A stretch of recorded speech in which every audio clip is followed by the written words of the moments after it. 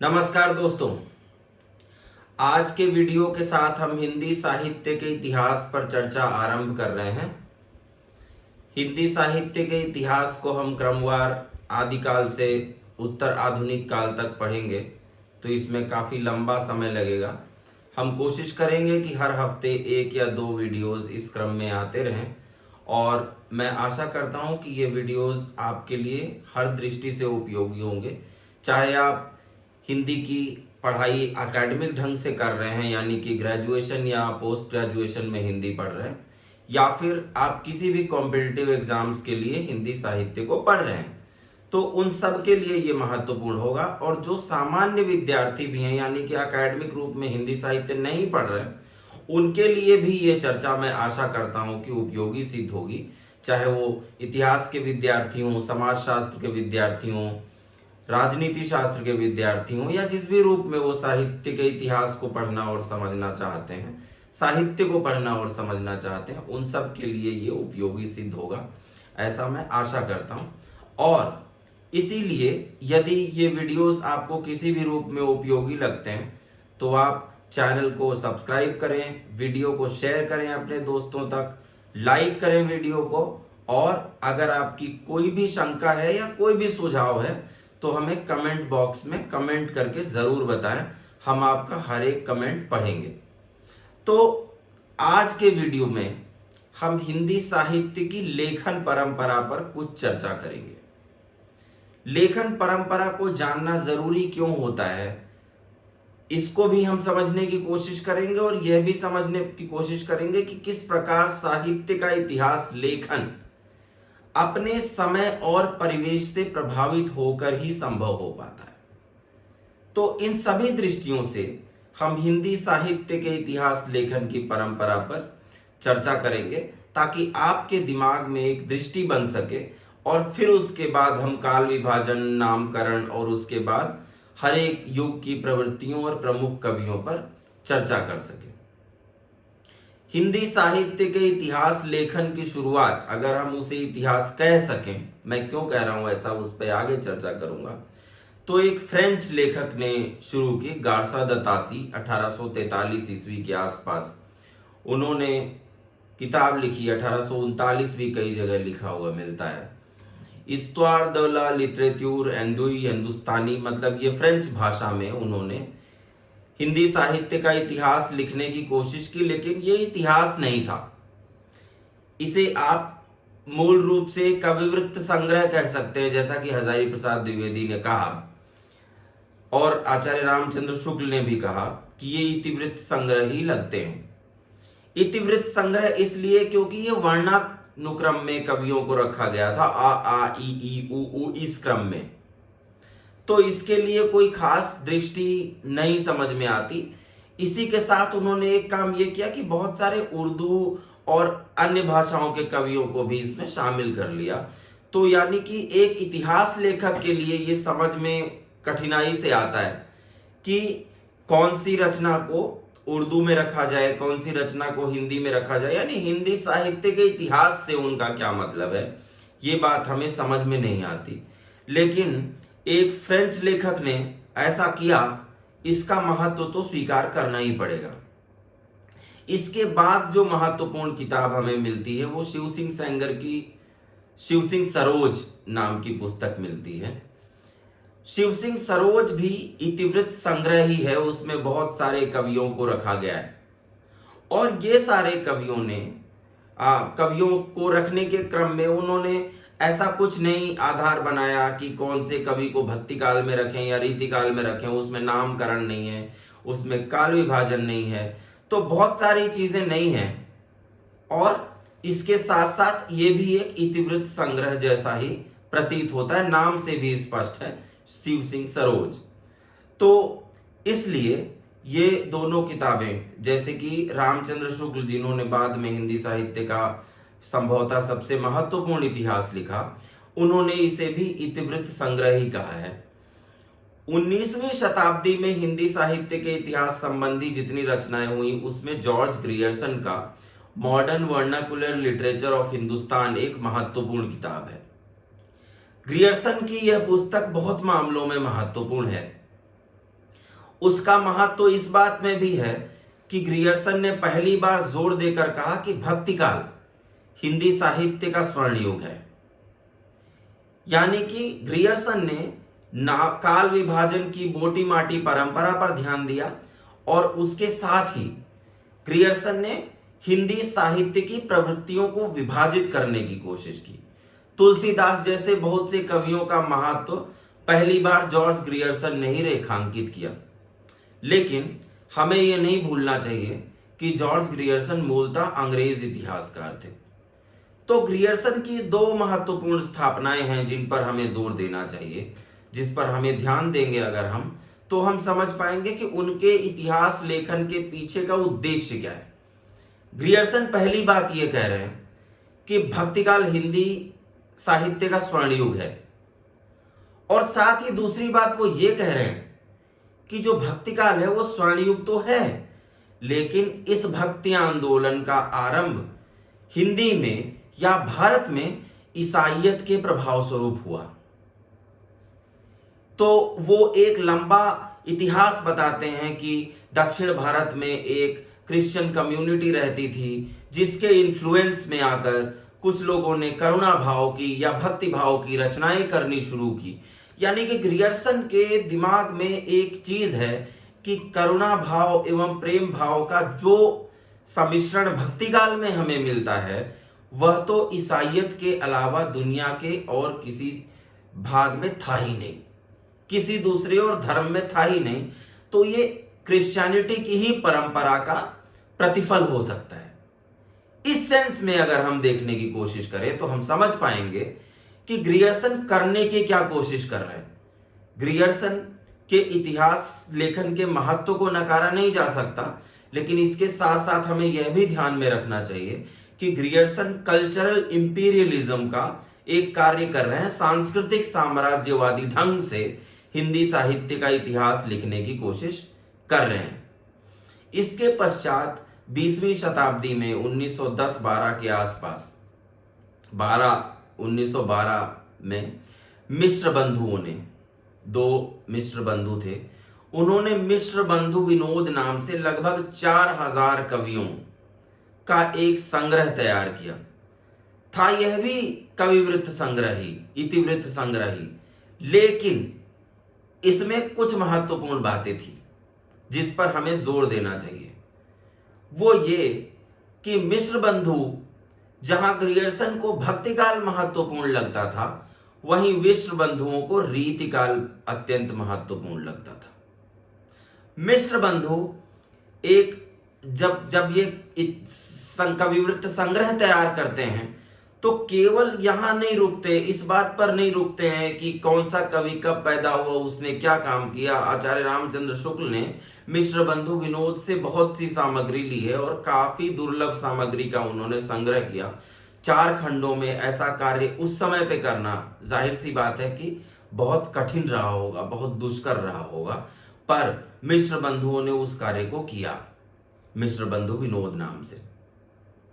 मिश्र बंधुओं के लिए रीतिकाल महत्वपूर्ण था, ये मैंने आपको बताया। दूसरे, वो एक और चीज की शुरुआत करते हैं, वो बताने की कोशिश करते हैं, वो तुलना करने की कोशिश करते हैं कि बिहारी और देव में महत्वपूर्ण कवि कौन है।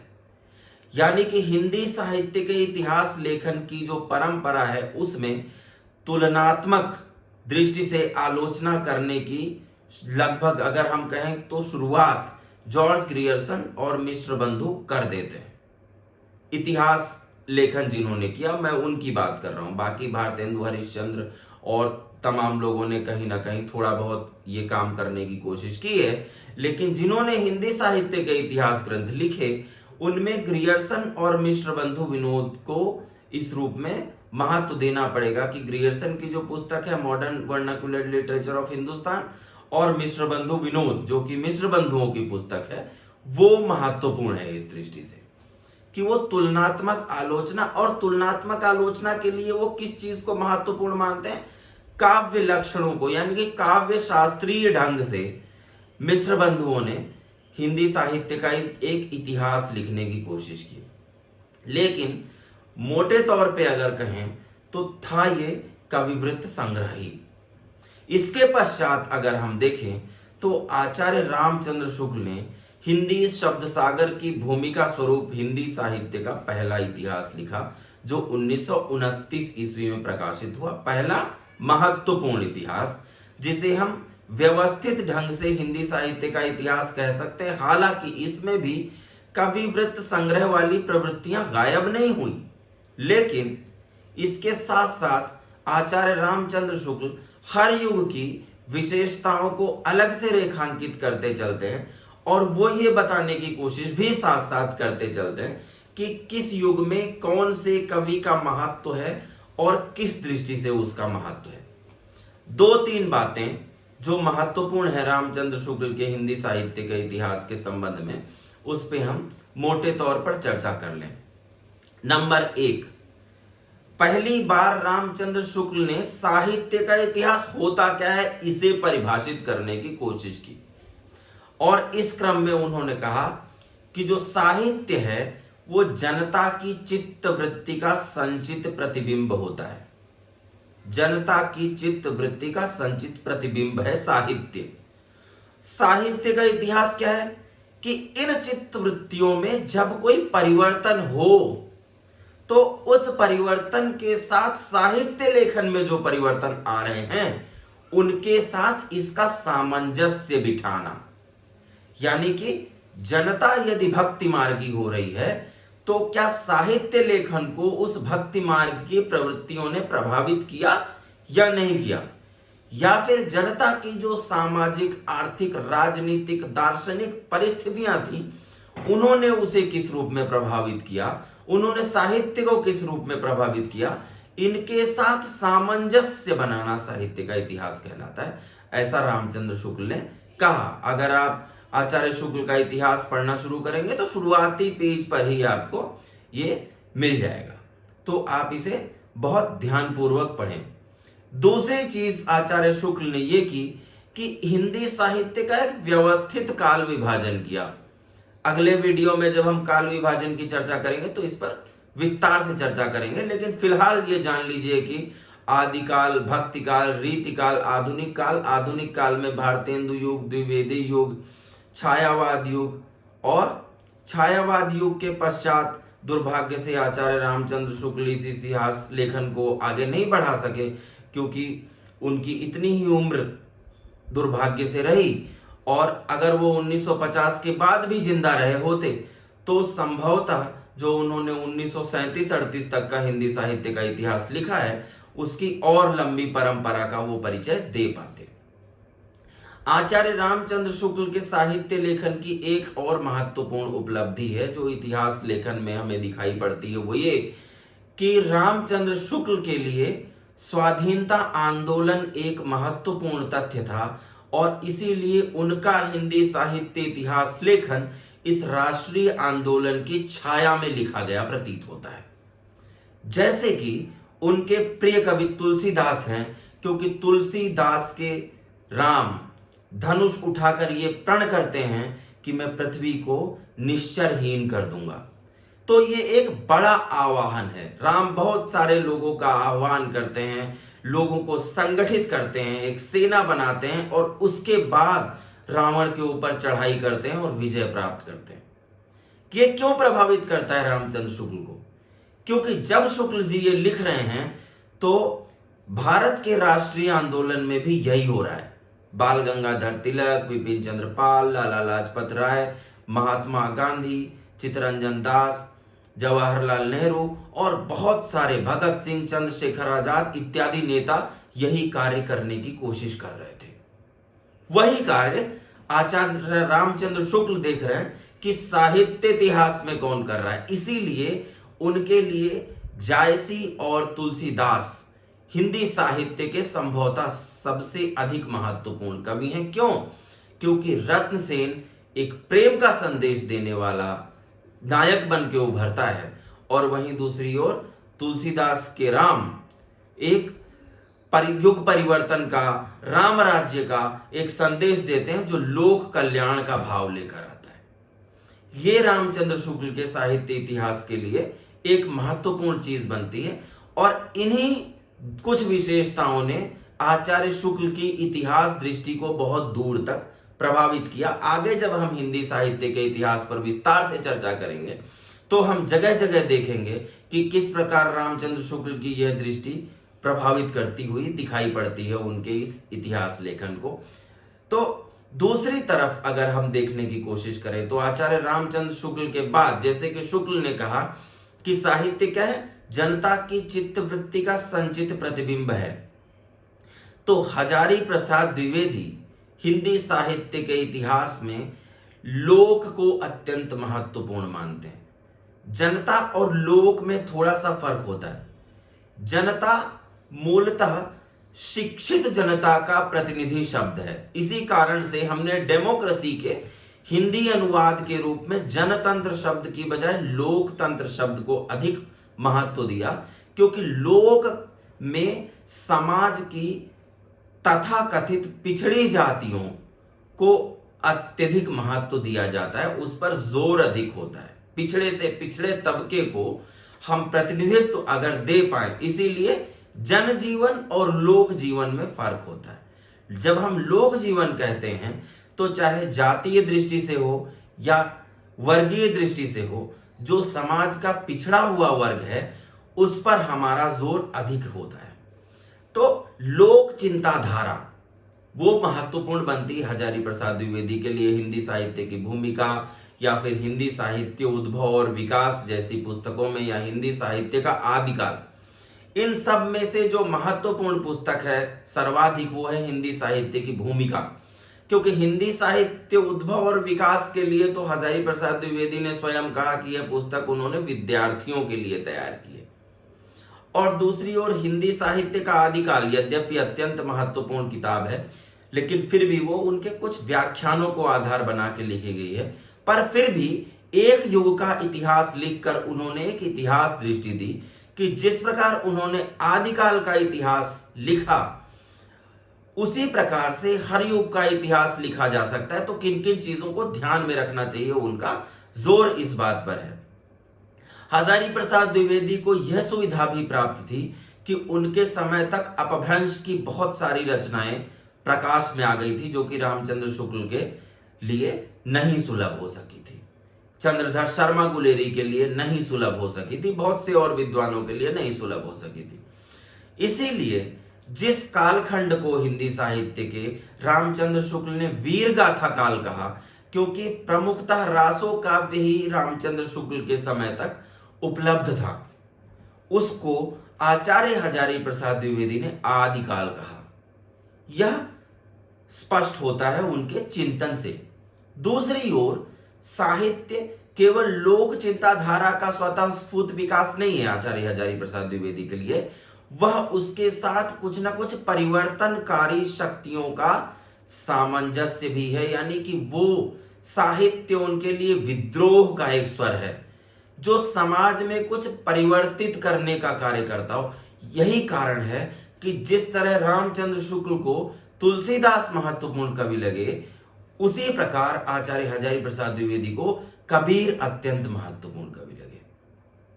तो इस दृष्टि से अगर हम देखने की कोशिश करें तो आचार्य हजारी प्रसाद द्विवेदी ने यद्यपि व्यवस्थित रूप से कोई हिंदी साहित्य का इतिहास नहीं लिखा, पर फिर भी उनका किया हुआ जितना कार्य हमें मिलता है उससे उन्होंने निश्चित रूप से इतिहास की एक नई दृष्टि दी। और अगर नामवर सिंह के शब्दों में कहें तो यह दूसरी परंपरा की खोज थी जो उन्होंने की थी। तो इस प्रकार से हम देख सकते हैं कि रामचंद्र शुक्ल और हजारी प्रसाद द्विवेदी ने दो तरीके के नए दृष्टिकोण स्थापित किए साहित्य को देखने के, कि साहित्य आखिर है क्या, साहित्य को किस रूप में देखा जाए।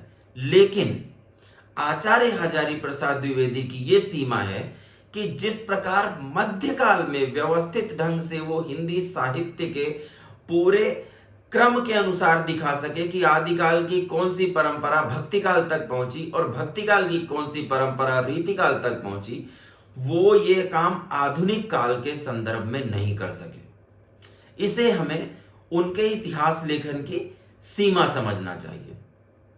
इसके पश्चात साहित्य इतिहास लेखन की दृष्टि से डॉक्टर रामविलास शर्मा ने अत्यंत महत्वपूर्ण काम किया। रामविलास शर्मा भी उसी श्रृंखला में है, जिन्होंने व्यवस्थित ढंग से कोई इतिहास नहीं लिखा, लेकिन फिर भी उन्होंने बहुत सारी अलग अलग पुस्तकों में परंपरा का मूल्यांकन, भारतेंदु हरिश्चंद्र और हिंदी नवजागरण, महावीर प्रसाद द्विवेदी पर उन्होंने किताब लिखी, प्रेमचंद पर किताब लिखी, निराला की साहित्य साधना नाम से उन्होंने 3 खंडों में निराला के कृतित्व का संपादन किया, और उसके साथ साथ ही निराला पर उन्होंने एक और पुस्तक लिखी।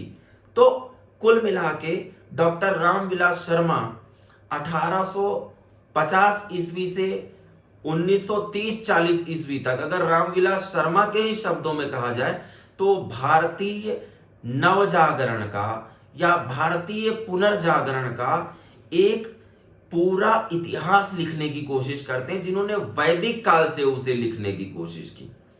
तुलसीदास पर वो एक पुस्तक लिख रहे थे बहुत लंबी, जिसमें वैदिक आंदोलन से लेकर तुलसीदास तक की वो व्याख्या करना चाहते थे। दुर्भाग्य से वो पुस्तक पूरी नहीं हो सकी, लेकिन उससे हमें उनके दृष्टिकोण का अंदाजा लग जाता है, हमें पूरी एक परंपरा की रामविलास शर्मा करने की कोशिश क्या कर रहे थे ये बात पता चलती। यहां तक कि भारतीय साहित्य के साथ वो हिंदी साहित्य की तुलना करते हुए दिखाई पड़ते हैं, और यहां तक कि पाश्चात्य जो कवि हैं उनके साथ डॉक्टर रामविलास शर्मा अंग्रेजी के अध्यापक थे। इस दृष्टि से अगर कहा जाए तो डॉक्टर रामविलास शर्मा ने पश्चिम के साहित्य के साथ हिंदी के साहित्य की तुलना करते हुए यह करने की कोशिश की, और साम्राज्यवाद विरोध की जिस परंपरा को आचार्य रामचंद्र शुक्ल ने शुरू किया था साहित्य इतिहास लेखन में, उस साहित्य इतिहास लेखन की दृष्टि को डॉक्टर रामविलास शर्मा ने आगे बढ़ाने का काम किया। तो उनकी बहुत सारी पुस्तकें, कम से कम 10 पुस्तकें इस दृष्टि से बहुत महत्वपूर्ण रूप से उपयोगी दिखाई पड़ती हैं हमें, जिसमें खुद आचार्य रामचंद्र शुक्ल पर लिखी गई पुस्तक शामिल है। यद्यपि रामचंद्र शुक्ल से बहुत ज्यादा सहमति दिखाई पड़ती है डॉक्टर रामविलास शर्मा की, और हजारी प्रसाद द्विवेदी का कई मामलों में वो विरोध करते हैं, लेकिन फिर भी भारतीय परंपरा का जो दर्शन आचार्य हजारी प्रसाद द्विवेदी ने दिया था कि प्रत्येक साहित्यिक परंपरा भारतीय किसी न किसी परंपरा का स्वतः स्फूर्त विकास है, वो दृष्टि डॉक्टर रामविलास शर्मा के यहाँ हमें दिखाई पड़ती है, और हमको इसी रूप में इसको देखने की कोशिश करनी चाहिए। डॉक्टर रामविलास शर्मा के पश्चात अगर हम देखें तो कुछ कुछ हिस्सों पर डॉक्टर नामवर सिंह ने कुछ काम करने की कोशिश की है। यद्यपि वो व्यवस्थित इतिहास नहीं है, बट फिर भी छायावाद पर जो उनकी पुस्तक है, कहानी नई कहानी पर जो उनकी पुस्तक है, कविता के नए प्रतिमान पर जो उनकी पुस्तक है, उसे साहित्य लेखन की, साहित्य इतिहास लेखन की परंपरा का ही हिस्सा मानना चाहिए। कुछ व्यक्ति हैं जिन्होंने एक नए ढंग से साहित्य इतिहास लेखन की चेष्टा की, जिसमें सुमन राजे का हिंदी साहित्य का आधा इतिहास, जिसमें वो स्त्री विमर्श के दृष्टिकोण से हिंदी साहित्य के इतिहास को लिखने की चेष्टा करती हैं, या फिर बच्चन सिंह ने हिंदी साहित्य का दूसरा इतिहास लिखने की कोशिश की, या फिर डॉक्टर नलिन विलोचन शर्मा ने साहित्य का इतिहास दर्शन नाम से एक पुस्तक लिखी, जिसमें उन्होंने स्थापित करने का प्रयास किया कि हिंदी साहित्य का इतिहास मूलतः हिंदी के गौड़ कवियों का इतिहास रहा है।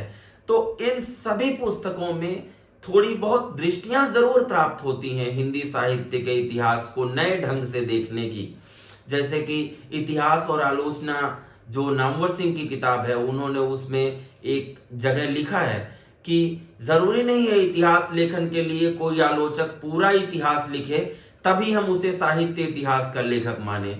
वो एक युग विशेष के इतिहास को लिखकर भी वो काम कर सकता है, और उस क्रम में वो विजय देवनारायण शाही के निबंध लघु मानव के बहाने हिंदी कविता पर एक बहस का उदाहरण देते हैं और बताने की कोशिश करते हैं कि किस प्रकार उन्होंने छायावाद युग और उत्तर छायावाद युग और नई कविता के बीच एक संबंध दिखाने की चेष्टा की, जिसके जरिए हिंदी साहित्य के 20-25 वर्षों के इतिहास को उन्होंने नए ढंग से देखने की एक दृष्टि दी। तो ऐसा कार्य बहुत सारे लोगों ने किया।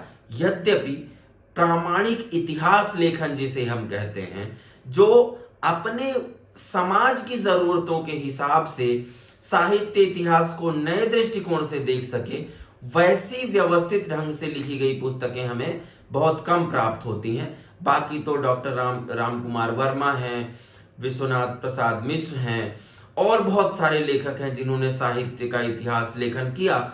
यहाँ तक कि कुछ व्यवस्थित प्रोजेक्ट्स पर भी काम हुआ, जैसे हिंदी साहित्य का वृहत इतिहास जो 17-18 खंड में बहुत लंबी सी पुस्तक है, पर उसे क्योंकि अलग अलग खंडों को अलग अलग लोगों ने संपादित ढंग से लिखा, तो वो अब तक जितना कार्य हो चुका था उसका एक तरीके से संकलन और संपादन ही प्रतीत होता है। इतिहास लेखन के लिए जिस दृष्टिकोण की आवश्यकता है वो संभवतः हमें नहीं प्राप्त होता उन पुस्तकों में।